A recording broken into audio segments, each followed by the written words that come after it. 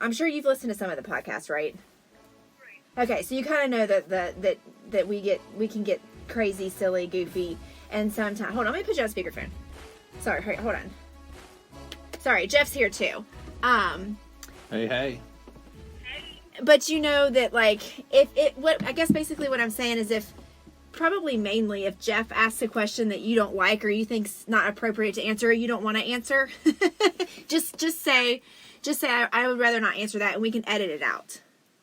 Okay, that works. Okay, I mean, I don't know that anything like that would happen, but if it does, I don't want to make you, like, uncomfortable or something like that. Because it's a delicate situation. It could be a delicate topic. I don't know. So, just to say I don't want to answer that and we'll move on. But, anyway. Okay. Or just laugh at me and tell me I'm stupid or an idiot. Tell me shut up. Yeah, I do that all the time. It's fine. So you, heard about us through Michael, right? Right, yeah. Okay, that's what I thought. Are you guys friends or just... Yeah, so it was about maybe a year ago, so we're kind of new friends.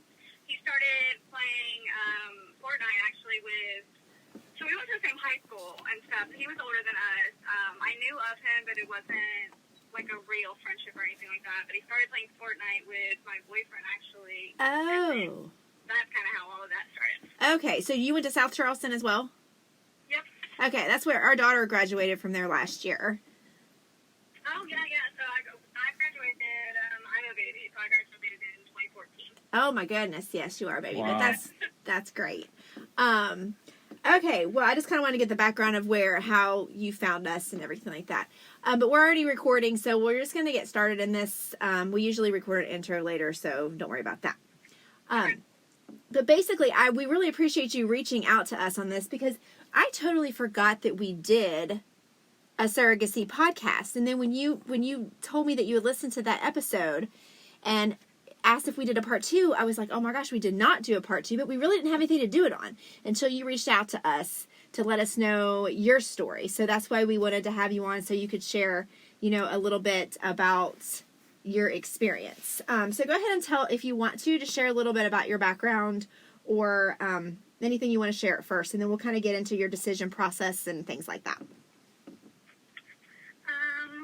Okay, well, this is like a very long journey, so I'm not sure where we should jump into.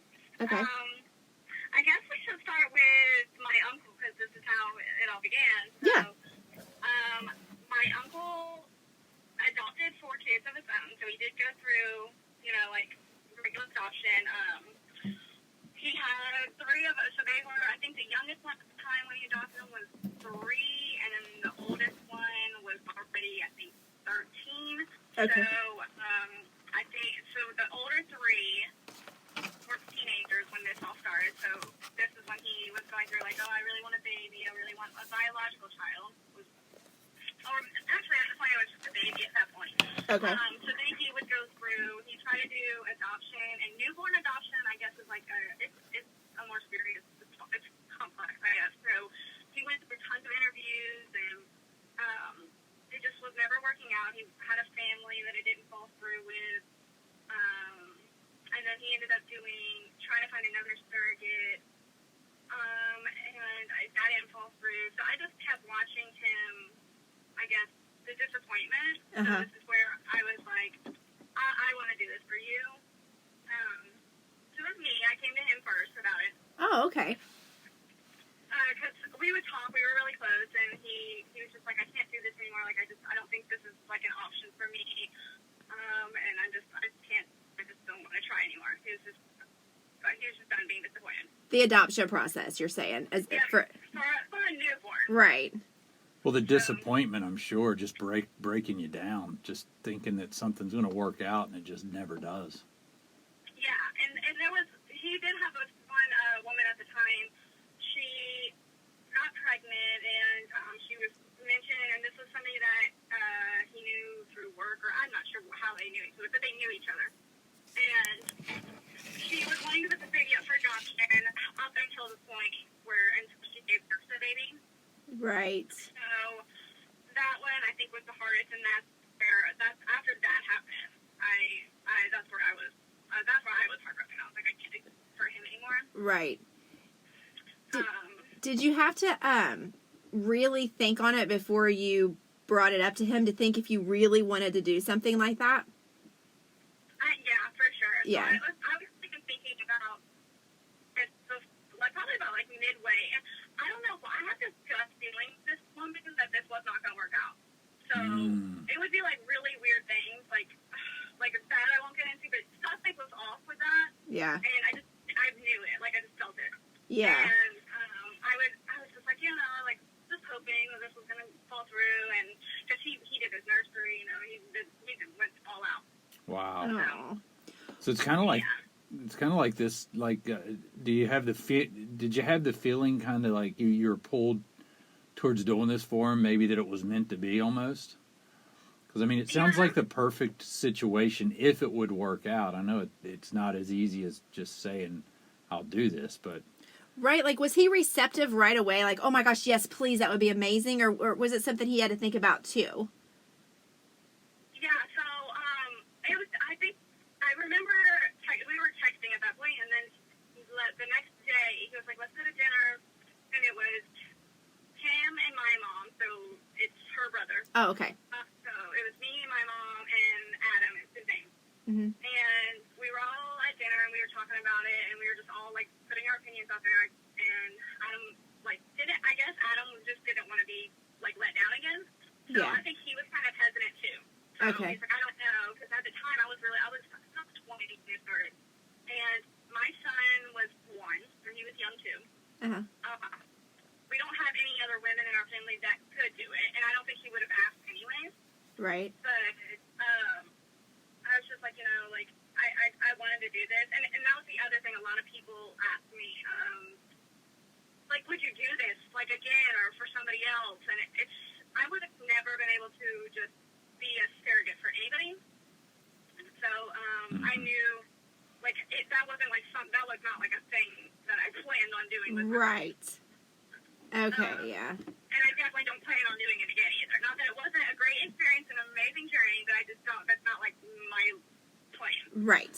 And he's so special, your uncle. It sounds like you guys are very close, and you know that in this situation, unlike maybe another one that I don't know. I'm wondering more than I'm even asking, that you're close and you know you're going to be a part of this child's life in many ways. So it's got to be different than the typical surrogate situation where you might not always be a part of the child's life.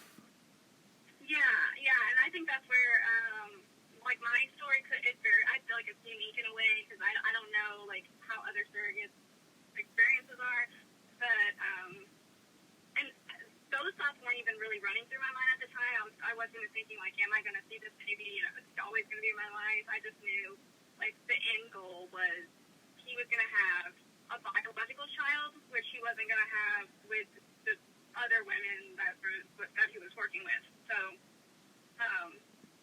that was special too, because like we were talking about before, it kind of all worked out in the end because it wasn't going to be his biological child. So now it's like he's got a biological child, or he's got his son that, Right. It worked out in the end. Right. That's so cool that he gets that, because for his situation, it's just not something that normally happens, and people don't get blessed in that way. So you did a huge thing, and it sounds like it's obviously a selfless thing, but for your mindset to be in that place where you're just focused on giving him that gift that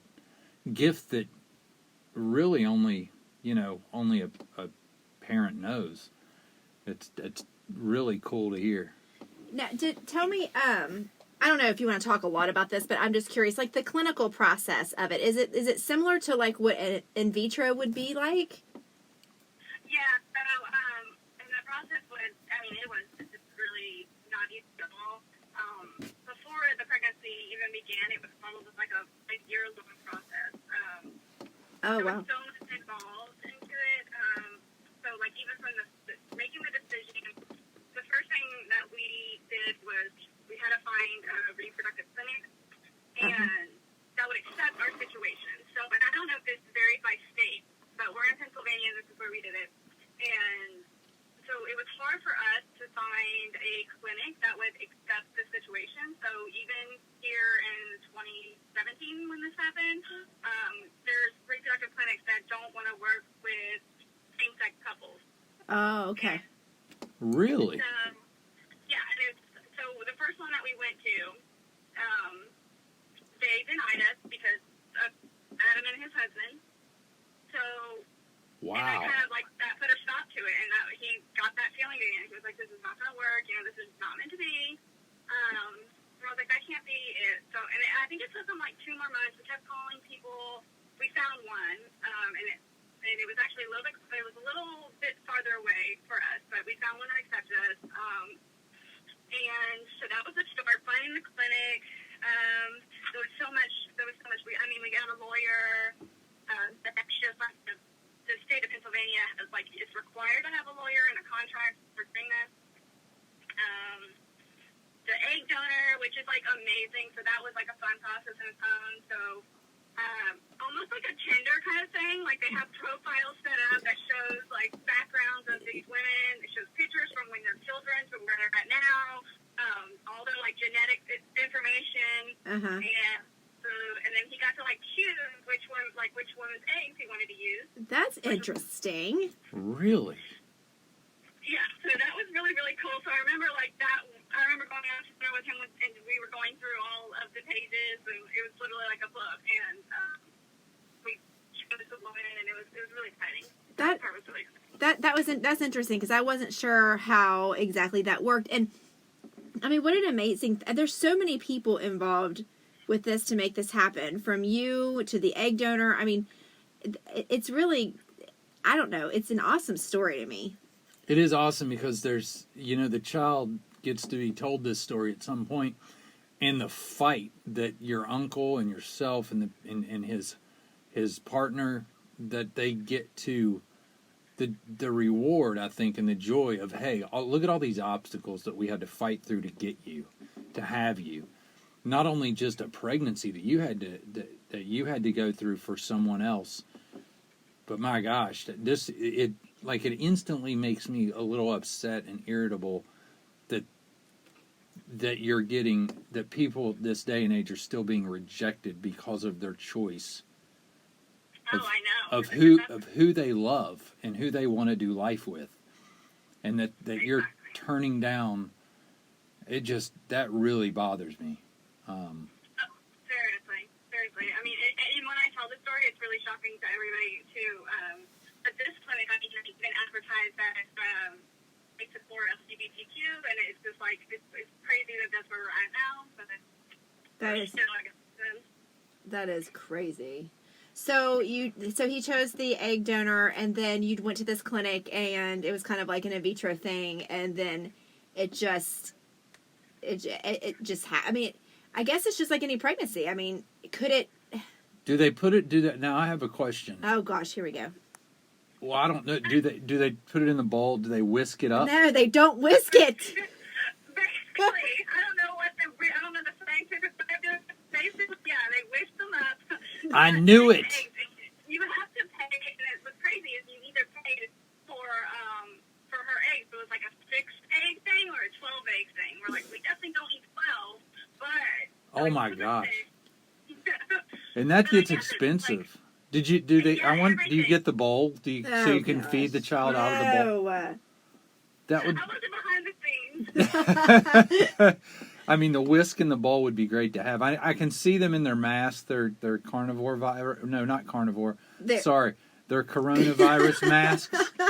They're coronavirus masks, and they're like their robe and their little gloves with the little whisk. Oh my god! Just whipping it up. You're crazy. Yeah, everything was out of pocket. Like that's what everything was out of pocket. The expenses, like the eggs, and we actually you have to store them too. So after the embryos were whisked up, we had to store them, and that was a fee. But there was so much in between too. We had to get we actually had to do psych evaluations too. So we had to get cleared first by like so many different people. There was so many steps involved. So many. Wow. To make sure you weren't crazy. Wow. Right, yeah. So, Well, well, that's a whole different world. But I mean, I remember when we lived in Georgia, and one of Angie's closest friends was an FBI agent over the. That's a whole different world. But over sexual abuse, and I guess child porn, stuff like that. And there's like rings. There's like rings of people that literally they meet up and they get pregnant and they have babies for the sole purpose of that child being a sex slave. It's crazy. that Yeah. is crazy. So I get these I can psych understand that. I evaluations. can understand that. Was there a chance? I mean, I guess this is maybe a stupid question, but is there a chance that it wouldn't take with you, that you wouldn't have been able to? You know what I'm saying? Like that it couldn't have. Yeah, and I think that's high with like IVF anyways. Like, Yeah. I think there's like a strong chance for that anyways. So that's why it was like a decision. Like, do we want to do 6 of these or do we want 12 of these? But they, considering my age and my health, they thought like it was gonna work. But you could have had multiple, right? Well, so we did actually transfer. So when it came down to it, we all got cleared, and it came down to the day. We transferred 2 of the embryos, and I was really scared. I was like, oh my God, I don't want to do it. I don't want to keep doing this. And each time it was like, it was just a big ordeal. And I was on like tons of meds just to make sure like my body was completely ready for this, and like my hormones were right. So they basically had to like trick your body almost to. Like your hormones, they basically made my hormones at the level as if I just got pregnant on my own. Right. So, Jeez. so that way it was just like a higher chance for that. But we did transfer 2, and 1 only stuck, thankfully. Good. Yeah. Yeah. But then I was like, oh, I'm glad we transferred 2. Yeah. But yeah, there was a chance for multiple. That's what I kind of was thinking. I didn't know exactly how it worked, but so how was your pregnancy this time? I mean, because you said you had wait, tell me, you had 1 child before this and then 1 after. Is that right? Yep. Okay. Yep. So how was your pregnancy with this time? Was it any different at all? I mean, all pregnancies are different, I realize, but I'm just saying, how did it go? How was the pregnancy? So it was good. I mean, everything was fine. But I did go early with this one. So the surrogate pregnancy he came at 33 weeks, and my first son was full term. I didn't have any issues there. Uh-huh. This one he came at 33 weeks, and I don't know, like, we never really knew why. So he was premature, and he did end up being in NICU. I mean, after all that, it was fine, but we never really knew why he did come early. Gotcha. And this is for me. It's like I'm maybe I'm slow to the party, but like everything's coming through to me now that this is like you're the vessel, like you carried this, like it's that he picked out a woman's egg, right? Right. And then and then of course he's using his spunk. Oh my gosh. Fun, yeah. Or maybe the spunk. Can you do that? Can you take? Could they have like taken the spunk of both the partner and his and whisk those together? I'm not trying to be What are funny. you talking about? No.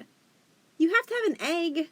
No, the egg's going to be there. Oh. I'm just saying it's just like it's maybe like Oh, I see. or both men kind of For their chromosomes or whatever. right. They don't know necessarily. They just know both of them are part of it in a way. I don't know. Anyway, that's I don't probably know, Jeff. way beyond our pay grade I here. think that's probably a question for one of the doctors. But it's like Yeah, because I think they did ask, and I think that, I don't remember, I do remember, them having the conversation, Adam and his husband, but I do know that it was just Adam, so Yeah. I Okay. don't know nothing else about that, but. Yeah.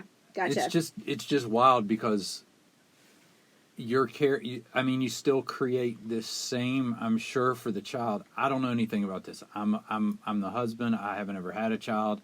I've just watched and experienced it from that point of view. But as you carry your biological children, that's your egg. I mean, there's no different connection, I wouldn't think, throughout that 8-9 months No. with your body having that child as a part of you. And that's what that leads me to the question I really want to. This is so interesting to me. So having, a biological child of your own, the emotional connection that you have when you're pregnant. See, Jeff doesn't understand this because only girls can understand this. So you have this, like, connection with this life growing inside of you from the very minute, I feel like, that you find out you're pregnant. And then, the next steps, you hear the heartbeat. And the next step is that you feel a little flutter. And now it's a kick. And now you may know the gender. And, oh, my gosh, now it's actually moving. And now we have hiccups. And, we feel it turning. We can feel a foot. You feel all these emotional connections with this life growing inside of you. How did you deal with feeling that this time, knowing that you weren't actually going to raise this child? That, yes, you're going to be maybe a part of its life because it's within the family, but it's actually not technically, I guess, your child. How did you deal with that? So I think the process was so long, and I think for starters, the child not biologically being mine was a huge thing. I don't think I could have ever decided to use my eggs and sperm donor or something like that. I don't think that would have been okay with me. Okay. But that makes sense. The first thing with the biological, it wasn't biologically mine, so. And then given the fact that this journey took a year just to get pregnant, so this whole everything was so long, and I just knew that I knew what we were doing. I knew the whole time we're doing this because we want this. And it was just a long journey, and then all those experiences that I had for my own child that you were talking about. I was excited for those experiences for him and right. his husband. Right. So there's kind of a separation, almost your mindset was for his purposes rather than your own. Yeah, I had no maternal mindset at all with this child, not even from the beginning. Okay. We felt that we heard the heartbeat. I was like, oh, Adam, here's the heartbeat. It was always about him. So they were always there, and I'm sure if you live close, they could, feel the movements, and I'm sure you shared all that with them. And I guess you just had your mindset right from the get-go that this is what you were doing, and you're just being kind of like a carrier for them, I guess. Is that what you're saying? Yeah. And I definitely don't think, but when I do think about it, going back, I for sure know that I would never have been able to, carry a biological child in a way. I know, looking at this child now, he's 2 years old and he looks just like Adam, but if I had a child out there that looked like me and carried my blood, it just wouldn't be a totally different situation. To know it has your genes, to know it's your, that would be. I guess that's true. I mean, if you take someone else's eggs and then obviously someone else's sperm, and then you're just kind of the portal, I guess. You're a blessing is what you are to them. Yeah, you're that's unbelievable. And so is the lady really. who donated, these ladies who are donating their eggs. Why do people do that, by the way? Until because they need money for drugs. So you get... No, I'm kidding. Jeff. I'm kidding. So, but do you until get there's money? a mama's baby belt, whatever it is, my 2.0 or 10.0, until those come out, we're always going to need you. Do you get paid to donate your eggs, I guess? I think she got paid from the clinic that she was working with, of course. But why are we not doing this? Why am I sitting here? I think you get good money. Yeah, could you do that? I'm getting close to the age where I shouldn't. Well, I am at the age where I shouldn't. But when I was younger, why didn't I donate eggs? What? Because you're like she just said. You could walk around the corner and run into your kid. I guess I could see that. I understand you. Anyway, so... Sorry, we got ADD. Sorry. I was just thinking, why did I miss that opportunity for some money? No. Wow. You're wowing me right now? Wait, what? What's happening? So what about, so how was the delivery? Everything good? So everybody was probably there. Your Uncle Adam and his husband was probably there, right? Yep, and they completely talked about it until the moment. They always left it, up to me. They asked me if it was okay, but they didn't care. It was totally their choice if I wanted them in the room. They always left that in my hands. But with this situation, I went early and I actually had a C-section with him because I was in labor. They tried to stop it. My water broke. I was in the hospital and my water broke there. It was really weird because I went full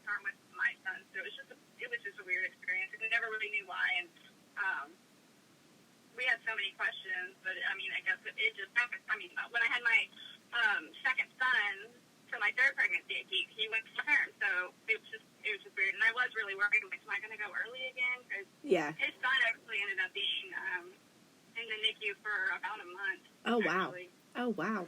Well, it's kind of cool because to me, what I'm hearing, and maybe I'm just crazy, but like for them, like I think it's special because what I'm hearing is whether you believe in God, like I would, or the universe or whatever, it's like they were given their own experience separate from even your experiences from your natural body birthing. It's kind of cool that they got something different with their experience. I don't know if they'd ever see that or they thought that, but like hearing your story and their story, that's kind of what I'm getting. It's like, man, these guys, they got a very special delivery, and it was like created just for them. It really was a special. Talk about a special delivery. That is actually a special delivery. Yeah. That's what the title of this podcast should be. Yes.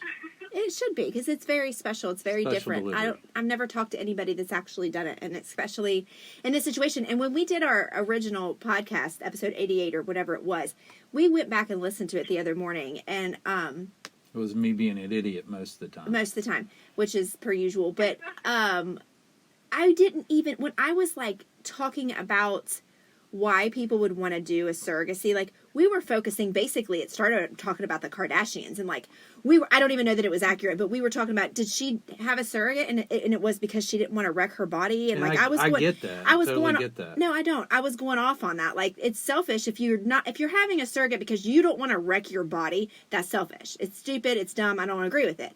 But if it's because you have a medical condition, we never even thought. Just think how selfless that is to wreck your body for somebody I know, you love. but I'm just saying we never thought about your situation. And we're not saying your body's wrecked. No, that's not what I'm saying. We're not saying that at all. But I never thought about the situation of two men wanting to have a baby. Like it never even occurred to me. I was like, well, because you're duh. just like those Pennsylvania clinics. No. I am not at all like that.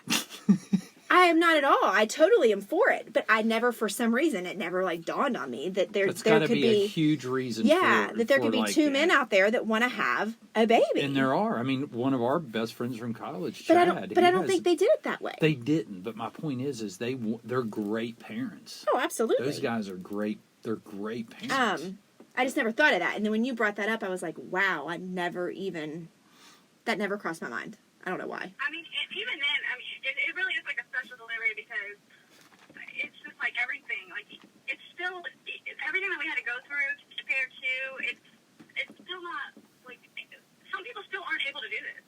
Yeah. Luckily, he was financially able, and it's just like a lot of couples are probably still not. So, yeah. Yeah, that would be... That it's probably, I know adoption's expensive, especially like you were saying for an infant, but I can imagine that this is way more than that. I could imagine. Yeah, you got to go through all that. Gosh, the medical. The medical side of it with the doctor visits and all the tests. I mean, that if you've got a healthy pregnancy and you're going through that it's still expensive. Without insurance, that's freaking expensive. But then you got to add in all of the extra stuff that they had to do, the psych evaluations. Right. Well, you brought up a good point. I bet insurance probably does. Does their insurance cover this? Is it a pregnancy that insurance would cover? So that's interesting. Our clinic actually advised us not to bring that up. Oh. Yeah. So he covered my insurance for the whole year, and that was one of the one of the expenses that he covered for me. But when I went in at the regular appointments, I went in as like a regular pregnancy. Oh. We always kept it because we weren't sure. They kind of told us, I wouldn't bring it up. But.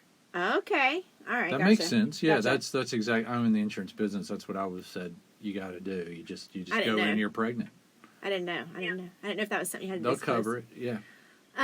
Okay. So. Run your mouth. Well, you know me, I have a big mouth. I probably would have been like, hey, Hey, I mean, okay, so after, I guess I have written down to talk about your role after the birth, but I guess you don't really have a role, right? I mean, you're just kind of part of this child's life.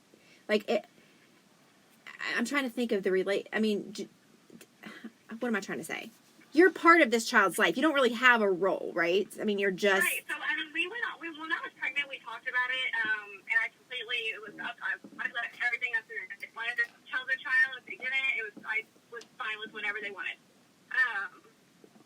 But now he's 2, and yeah, I see him, sometimes on a weekly, at least a monthly basis, because they live close to me, so, but we've never talked about it since then, but when we're in a group setting, he's my cousin, and that's what he is. Okay, that's kind of, because I was sitting here thinking, what would he technically be? And it would technically, be your cousin, because if you, so that's really cool, though. Do you think, like, down the line, when he's old enough to understand, like, an adult, they would tell him, or just, no? I think they will, yeah. Yeah. I think when we talked about it when I was pregnant, it was, like, obviously, when he got older, he's going to have questions, and the easiest thing would just to be honest with him. Well, sure. Yeah, because he's going to have to know, like, obviously I came from somewhere, and it wasn't from, technically, like, neither of you birthed me, so who did? I guess he would have that question once he becomes of a certain age, but I think that, wow, that would be an amazing, that would be amazing for me to hear. Well, it'd be amazing, especially this person that's been in your life for 15 years. Or however 16, long, 17, whatever it 20 is. years, whatever it is. But the thing is, too, like, to remember, okay, you're going to explain to this person that it's not, it's not your mother because it's not her egg. Right. But the sacrifice and the thing that you did. Yeah. Yeah, and I think that would be important. It'll be important for him. It's huge. It almost makes me emotional because that, if I were him, if I were that kid, I mean, I don't exist if you don't step up. Yeah, yes, there were eggs involved and there was sperm involved. Yes, you obviously need those to have a life. But if it wasn't for you being the I guess the vessel, the carrier, whatever you want to call it, it couldn't have happened. It couldn't have happened. So I love that. I love this story. It's amazing. It's a very unique love story, and your uncle and his husband, and two, for them to know, like, there's this, they don't have to worry about anything. You always have, when you adopt, especially a young child, you always have to worry about the mother coming back or having to share, having to introduce the child later when they get older, like they're going to want to find their parent. Yeah. Well, you know what? In this situation, there's, go talk to your cousin. Yeah. She's not your parent, but still, it's like, that's where you came from. You came from us. We're the reason you're here, but she gave us the gift of her body and her soul for 2 years or however long it was to make you exist. So it's pretty cool. Yeah. So you had a child after your surrogacy, correct? Yeah. Yeah, that's what I thought. All right, do you want to have any more? No, that was the last. Okay. We're done. Okay. Don't do it. I did it. We're done. You say that, but you never know. If you do it for somebody else so you don't have to take care of them forever. We thought we were done. We had 3 biological kids, and I was like, all right, done, over, boom, forget it, no more. And then we had a child come into our life, which I don't know if you know this, but we adopted a child who was already 14. No, 13, or was she 14? I think 14. she just turned 14. Unexpectedly, long story. We didn't Talk like about an you, unplanned pregnancy. like you saying you weren't planning on ever being a surrogate. We were not planning on adopting, really. Especially, you think if you're going to adopt a newborn. Right. And I'm like, if she ever hears this, I would never change it. I love her. Gosh, no. I love her more than anything. Yeah. More than anything. But long story short, we weren't planning on it, and it just happened, and you just never know what's going to happen with your life. So here we are now with 4 kids. But, well, I appreciate you coming and sharing your story. I love this story. It's great. I appreciate the pictures you sent. Everybody just looks so happy. Is one of those pictures, am I allowed to share that, like, when we post about this, or would you rather us not? Oh, yeah, absolutely. Sure. Okay.